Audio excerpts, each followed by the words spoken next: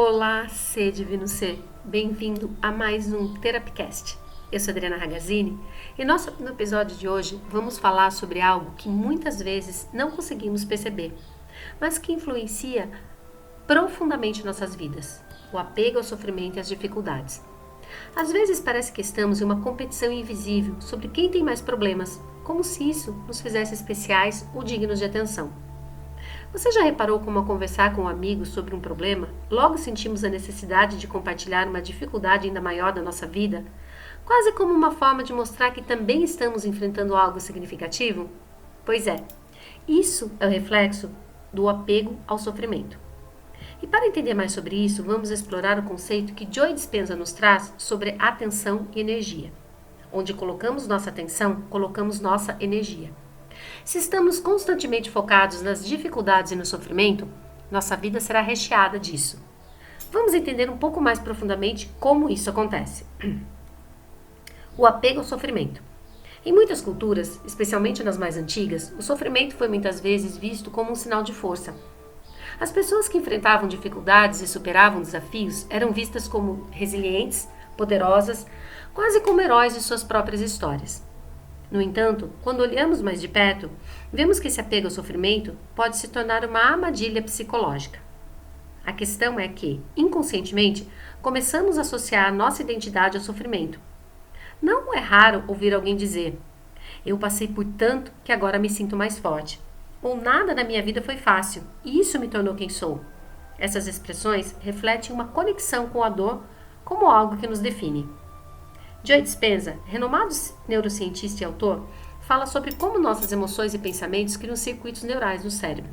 Ele explica que, se constantemente colocamos nossa atenção em pensamentos e sentimentos de sofrimento, o cérebro começa a criar novos caminhos neurais que reforçam esses padrões. Isso nos leva a perpetuar ciclos de dificuldades, porque onde colocamos nossa atenção, colocamos nossa energia. E se nossa energia está sempre focada no sofrimento e nas dificuldades, eles continuam presentes em nossa vida. Mas Adriana, por que isso acontece? O apego ao sofrimento é algo que muitas vezes não conseguimos perceber de imediato. Em muitos momentos, a dor parece ser a única forma de validarmos nossa existência, nossas experiências e até mesmo nossa identidade. Quando passamos por situações difíceis, especialmente na infância, somos ensinados que superar essa dificuldade nos torna mais fortes, mais resilientes e mais dignos de reconhecimento. Mas o que acontece quando começamos a associar nossa identidade a essas dificuldades? Vamos analisar alguns casos práticos. O caso daquela pessoa que sempre fala de suas dificuldades. Imagine um amigo que sempre está em uma conversa, compartilha um drama pessoal que viveu ou está vivendo. Ele começa a contar sobre uma briga com o chefe, uma separação recente, uma perda de emprego. De forma quase exagerada. Por mais que a situação seja real, ao continuar repetindo e revivendo essa dor, ele não percebe que está se apegando àquela narrativa. O sofrimento vai se tornando sua identidade.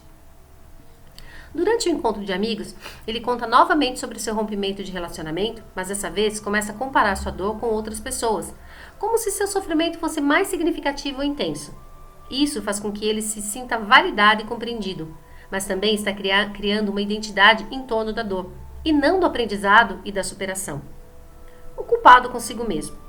Muitas pessoas têm tendência de se culpar excessivamente porque algo aconteceu no passado, especialmente se isso envolveu escolhas que deram errado. Imagine uma pessoa que perdeu uma grande oportunidade por não ter tomado uma decisão rápida ou por não ter se esforçado o suficiente. Ela revive esse momento repetidamente, acreditando que ao fazer isso está aprendendo com o erro. Ao invés de aprender com o erro e seguir em frente, a pessoa se prende à culpa dizendo: "Ah, se eu tivesse feito aquilo diferente, minha vida seria melhor agora".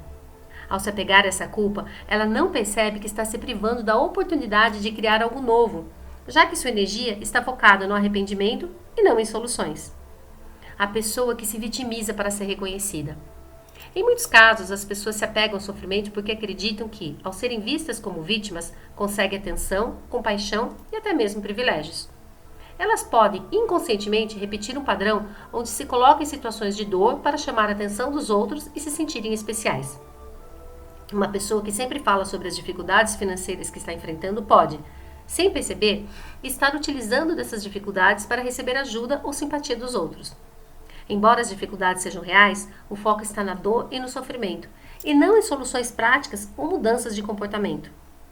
A busca por atenção através do sofrimento. Outro exemplo é o de alguém que, mesmo sendo rodeado de situações boas, sente que precisa se concentrar nas suas dificuldades para conseguir a atenção das pessoas. Essa pessoa, muitas vezes, está acostumada a ser validada pelas dificuldades que enfrenta e, por isso, se apega a elas como uma forma de construir uma identidade. Uma mãe que constantemente se queixa de como a vida é difícil porque tem filhos pequenos, mas quando alguém oferece ajuda ou elogia sua capacidade de cuidar da casa e dos filhos, ela se sente validada e importante. Ela continua a enfatizar suas dificuldades como forma de reconhecimento, tornando o sofrimento uma parte integral de sua identidade. Esses exemplos mostram que, em muitos casos, as pessoas acabam se tornando vítimas de seu próprio sofrimento, associando-se tanto a ele que se torna difícil imaginar uma vida sem esse peso. Quando esse apego ao sofrimento é reconhecido e trabalhado, pode ser possível romper o ciclo e buscar formas mais saudáveis de se relacionar com as dificuldades. Você já reparou que, quando um amigo compartilha uma dificuldade, há uma tendência de querer superar o sofrimento do outro? Por exemplo, alguém te conta sobre uma perda e você, sem perceber, começa a partilhar uma história sobre uma dificuldade ainda maior que enfrentou. Esse comportamento é mais comum do que imaginamos e pode ser uma maneira de se sentir importante ou reconhecido em meio a um mar de dificuldades. Em muitas situações, acabamos competindo para ver quem sofreu mais, como se a intensidade do sofrimento nos tornasse mais merecedores de atenção ou carinho. Essa competição, na verdade, pode nos manter presos ao sofrimento. Ao focarmos em como somos mais sofridos ou mais fortes do que os outros, esquecemos de olhar para o momento presente e buscar soluções. Além disso, ao nos identificarmos com as nossas dificuldades, estamos criando uma base emocional instável e negativa para as nossas vidas. Imagine que você está em uma conversa onde um amigo compartilha que perdeu o emprego e está se sentindo inseguro sobre o futuro. Você, sem perceber, começa a falar sobre uma situação semelhante, mas mais grave, talvez sobre uma perda pessoal, uma crise financeira ainda maior que passou. O que aconteceu aqui? Ao tentar superar a dor do outro, você se afasta da verdadeira empatia, pois se foca em sua própria dor e não nas necessidades do outro. E como diz Joe Dispenza, a lei da energia: onde você coloca sua atenção, você coloca sua energia. Quando estamos sempre focados nas dificuldades, no sofrimento e nas limitações, estamos literalmente alimentando a ideia de que nossa vida é difícil. Esse foco contínuo atrai mais situações negativas, criando um ciclo de dificuldades constantes.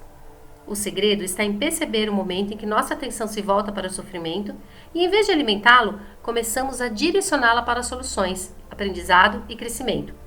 Isso não significa ignorar os problemas ou sufocar as emoções, mas sim mudar o foco, buscando encontrar um aprendizado e uma oportunidade de evolução dentro de cada desafio. Joe Dispenza também nos fala da sua abordagem fascinante sobre o poder do foco e da atenção na criação de nossa realidade. Para Dispenza, a mente não só influencia a forma como vemos o mundo, mas também como moldamos o nosso corpo, nossas emoções e, consequentemente, as circunstâncias de nossas vidas. Segundo ele, o simples ato de focar na dor ou nas dificuldades perpetua padrões negativos, mantendo-nos presos a eles. Dispenza explica que, ao focarmos repetidamente em algo, como os nossos problemas, sofrimento ou escassez, estamos de fato criando um campo de energia em torno desse foco. A física quântica nos ensina que o que colocamos a nossa atenção pode transformar em nossa realidade, pois a nossa mente gera um campo energético que interage com o universo. Quando mantemos nossa atenção voltada para a falta, isso se reflete em nossa energia, criando uma realidade de falta em todos os aspectos de nossa vida. De acordo com Joe Dispenza, quando a nossa mente está focada em uma emoção negativa ou no sofrimento, estamos, na verdade, amplificando o estado de falta. E isso cria um ciclo que nos tornamos viciados na sensação de que algo está faltando, seja amor, dinheiro, sucesso ou até saúde.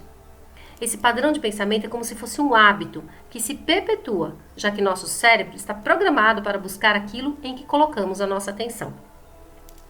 Imagine aquele amigo seu que perdeu o emprego e está constantemente pensando sobre a escassez financeira que isso causou. Mesmo quando surgem novas oportunidades ou pequenas vitórias, a mente dele continua focada na falta. Como consequência, essa pessoa atrai mais situações que reforçam a sensação de escassez, perpetuando esse ciclo. A lei da atração e a física quântica confirmam que a energia do sofrimento e da falta cria uma realidade em que essas sensações se mantêm vivas, atraindo mais sofrimento. Joe Dispenza também explica que nossa frequência energética é determinada pelos nossos pensamentos e emoções.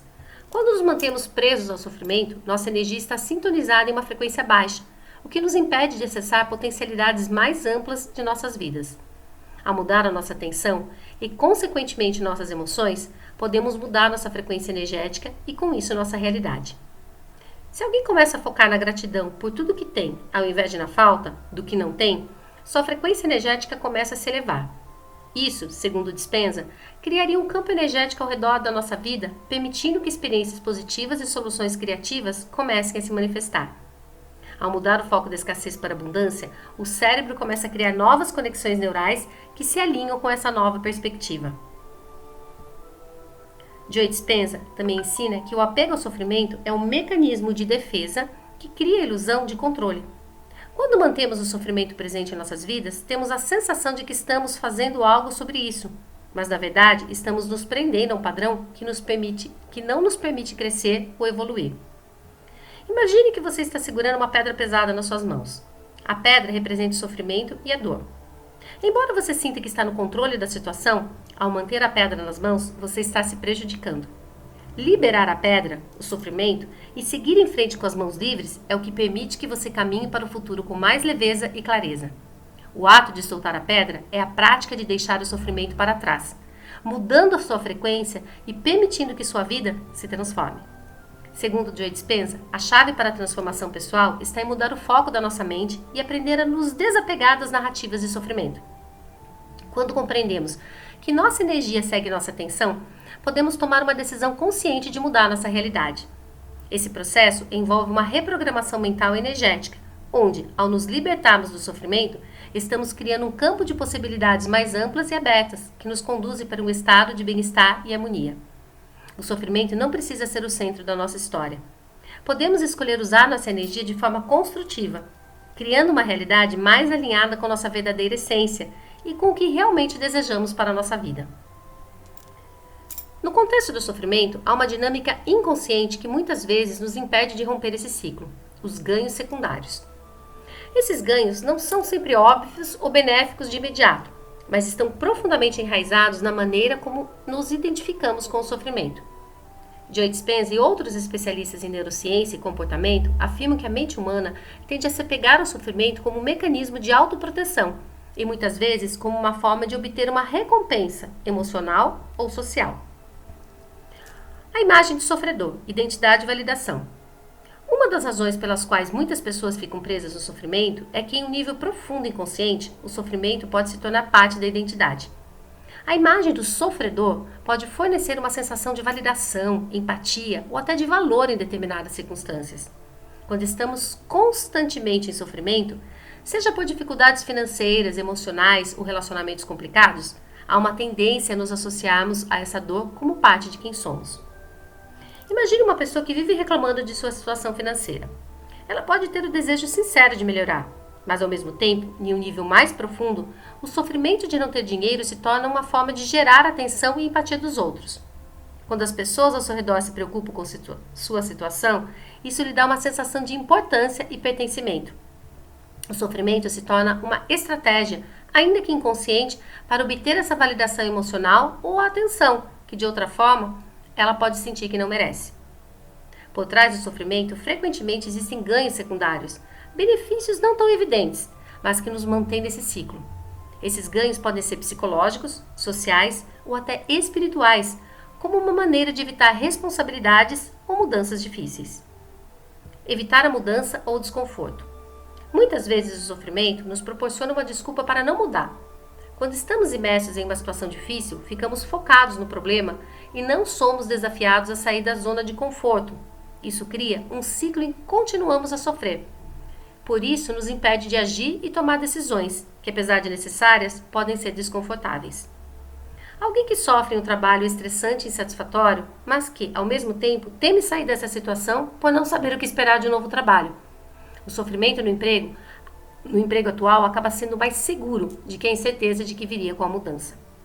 Busca de atenção ou simpatia. Como mencionado anteriormente, o sofrimento pode se tornar uma forma de atrair atenção ou simpatia dos outros. Esse comportamento é muitas vezes inconsciente, mas é importante reconhecer como o desejo de validação externa pode nos manter presos à dor. A validação emocional que vem do sofrimento pode criar uma sensação de importância e conexão, que de outro modo pode ser difícil de atingir. Uma pessoa que constantemente compartilha suas dificuldades nas redes sociais ou com amigos, muitas vezes não quer apenas desabafar, mas quer receber conselhos, apoio e, sobretudo, validação. E o papel de vítima alimenta essa dinâmica. Mas como quebrar esse ciclo? Para romper esse ciclo de sofrimento, é necessário um entendimento profundo dos ganhos secundários que ele nos oferece. Sem essa conscientização, o sofrimento pode se tornar uma forma de vida, uma maneira de justificar a estagnação emocional, social ou profissional. A chave para sair desse ciclo é identificar os benefícios ocultos que estamos extraindo dele e como podemos atender às mesmas necessidades de forma mais saudável e construtiva. O primeiro passo é perceber que o sofrimento muitas vezes nos dá recompensas emocionais imediatas, como atenção, compaixão ou até mesmo conforto de não precisar mudar. No entanto, esses ganhos são efêmeros e não contribuem para o nosso crescimento real. Quando nos tornamos conscientes dessa dinâmica, podemos começar a questionar nossas próprias motivações e encontrar formas de mudar esses padrões. Em vez de nos identificarmos com a imagem do sofredor, podemos reescrever nossa narrativa, escolhendo focar em nossas forças e no potencial de mudança. A dor e o sofrimento são inevitáveis na vida, mas nossa identidade não precisa ser definida por eles. Em vez disso, podemos começar a nos identificar com pessoas resilientes, que estão aprendendo, crescendo e evoluindo através das dificuldades. Uma pessoa que sempre se viu como vítima de situações difíceis pode começar a mudar essa percepção ao se perguntar: o que aprendi com isso? Como posso usar essa experiência para crescer? Ao adotar uma perspectiva mais empoderada, ela cria um novo tipo de narrativa para si mesma, baseada no aprendizado e no autodescobrimento, e não na dor. Aceitação e libertação do passado. Libertar-se dos ganhos secundários do sofrimento exige também uma aceitação radical do que aconteceu no passado. Muitas vezes, temos uma necessidade de reviver os traumas ou as dificuldades para tentar entender ou consertar o que já não pode ser mudado. Ao praticar o perdão, tanto a si mesmo quanto aos outros, podemos começar a liberar a energia presa no sofrimento e direcioná-la para novas experiências. Uma pessoa que perdeu um relacionamento pode ter dificuldade em seguir em frente, porque continua a reviver aquele sofrimento, buscando um sentido que nunca será encontrado. Ao aceitar que aquele relacionamento teve seu papel na sua vida e que o sofrimento não vai mais trazer respostas, ela pode liberar o apego e se abrir para novos caminhos. Quebrar o ciclo de sofrimento exige a consciência dos ganhos secundários que estamos obtendo ao manter essa dor presente em nossas vidas.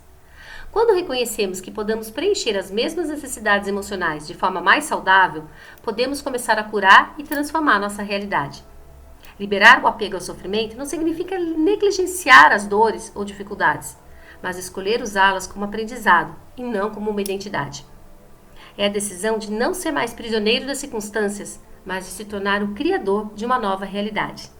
Espero que esse episódio tenha feito muito sentido para você.